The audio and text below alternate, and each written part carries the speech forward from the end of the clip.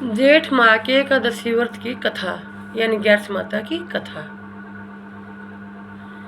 निर्जला एकादशी व्रत की कथा।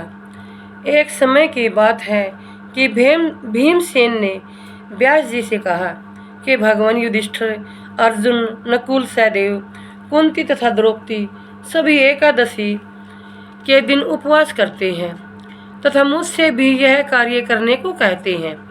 मैं कहता हूँ कि मैं भूख बर्दाश्त नहीं कर सकता।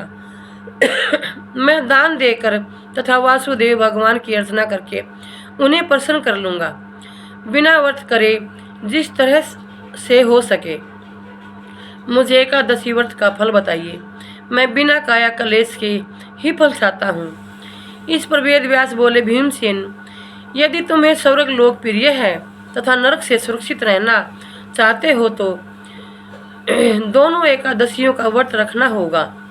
भीमसेन बोले, हे देव, एक समय के भोजन करने से तो मेरा काम न चल सकेगा। मेरे उदर में वरक नामक अग्नि निरंतर प्रज्वलित रहती है।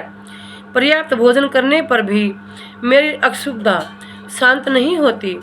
हे ऋषिवर, आप कृपया करके मुझे ऐसा व्रत बतलाइए कि जिसके करने मात्र से मेरा कल्याण हो सके। व्यास जी बोले, हे भद्र, ज्येष्ठ की एकादशी को निर्जल व्रत कीजिए। स्नान आचमन में जल ग्रहण कर सकते हैं, अन्न बिल्कुल न ग्रहण कीजिए। अनाहार लेने से व्रत खंडित हो जाता है। तुम भी जीवन पर्यंत इस व्रत का पालन करो।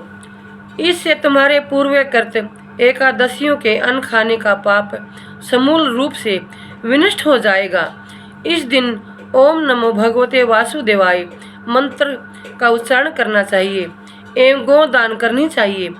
व्यासाज्ञानुसार भीमसेन ने बड़े साहस के साथ निर्जला एकादशी का यह व्रत किया, जिसके परिणाम स्वरूप प्रातः होते होते संज्ञाहीन हो गई। तब पांडवों ने गंगा जल, तुलसी, चरणामृत प्रसाद देकर उनकी मूर्छा दूर की। तभी से भीमसेन पाप मुक्त हो गए।